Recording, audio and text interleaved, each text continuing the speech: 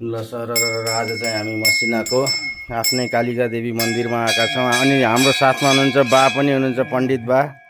यहाँ चाहिँ लगभग 15-16 वर्षदेखि पण्डित हुनुहुन्छ। हाम्रो चाहिँ एकदम पुरानो बा पनि हुनुहुन्छ। हाम्रो यहाँदेखि सर हेर्ने हो भने मसिना गाउँ, त्यसपछि यिनी जङ्गलहरू सबै। अहिले चाहिँ यहाँ नयाँ भवन पनि बनिसकेको रहेछ हैन। अब यतातिर चाहिँ सबै मन्दिरै मन्दिर छन्। अब माथिबाट हेर्छौँ हामीले फेरि।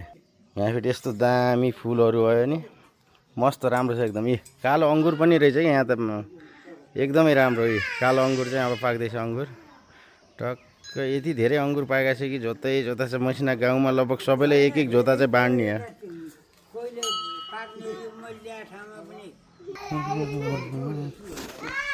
हनुमान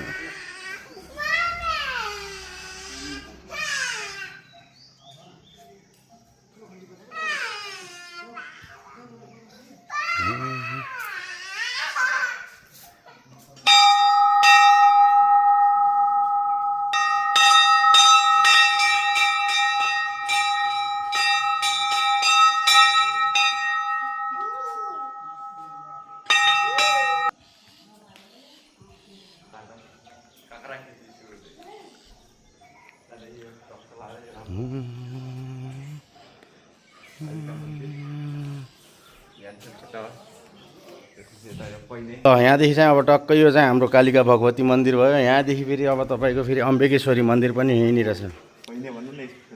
टक्क आयो भने अब यहाँ हाम्रो कैनी आयो, त्यसपछि हाम्रो अम्बेकेश्वरी मन्दिर पनि ठ्याक्कै। हाम्रो अम्बेकेश्वरी यता, कालिका भगवती मन्दिर यता। अब यहाँ टक्क अहिले चाहिँ हेर्नु न, फुलसुल मस्त भएको छ, एकदमै राम्रो, एकदम राम्रो छ।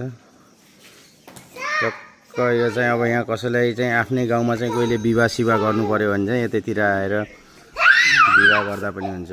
अहिले पार्टी प्यालेस जस्तै पनि भइसकेको रहेछ बस्नको लागि, विवाह गरेर भोज भत्यारको लागि पनि एकदम राम्रो छ। यो चाहिँ हाम्रो एनसिएलको टावर, यो चाहिँ हाम्रो एनसिएलको टावर हो। टक्क लाएर यो माथि मोरा बाजेको घर पनि देखिन्छ यहाँ जङ्गलमा।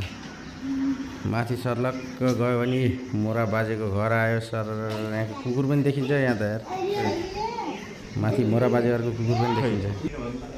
टक्क हाम्रो चाहिँ जङ्गलमा सर छ हैन। अब कुकुरले चाहिँ अब आफ्नै गाउँमा भएर पनि मन्दिरमा नआए भयो। अब हाम्रो यो भिडियो मार्फत चाहिँ दर्शन गर्नु होला हाम्रो कालिका भगवती मन्दिरको।